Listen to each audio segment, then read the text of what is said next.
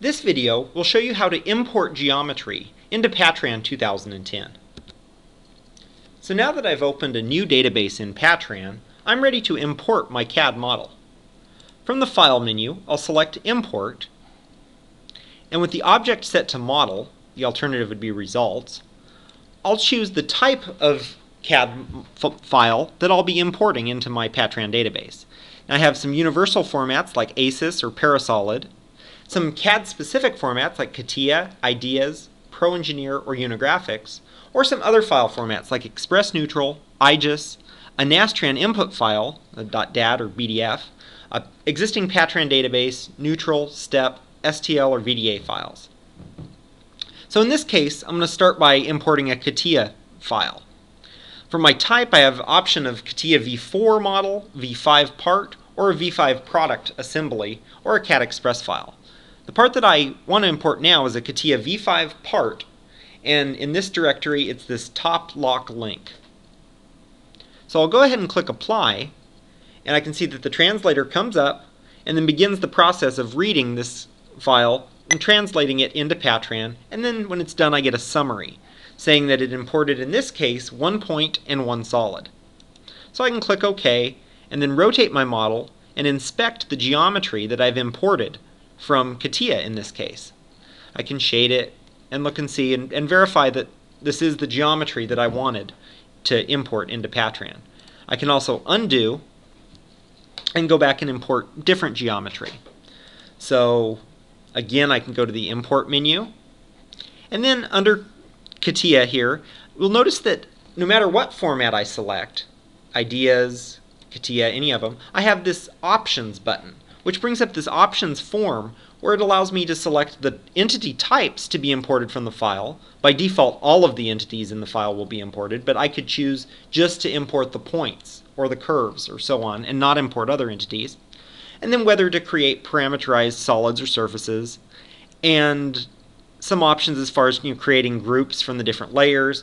Some of these options will vary based on your type of source file. Some of these are specific to Catia into Patran. Others you'll see for all of the different import into Patran. And then you'll have some of these options whether you want it to equivalence edges, save the transmit file from when it converts it, or allow a duplicate CAD model. So if you're importing something that's identical to what's already in your model, should it let that happen? And that's off by default, which generally will go with the defaults here, but if you need to change any of these options, it's good for you to know where they're at. So instead of a Catia file this time, say I want to import an IGES file. And in the same directory, I've got a piston IGES file that I'll select and go ahead and click Apply. Again, the translator comes up, runs through the translation, and now that it's finished, I'll get a summary. And in this case, it imported 40 points and 1 solid. And so I can click OK and then rotate my model and see that I've imported this piston geometry. I can shade it and verify that this is the model I wanted to import. So again, I can undo, and one last time I'll import a model. This time we'll just pick a standard Parasolid file. This is a very common format to import into Patran. I've got a lot of different ones to choose from here, but I'll choose this Boom Parasolid file. And I'll go ahead and click Apply. You can see that it comes in very quickly. It imported the 1 solid, and I can view the geometry.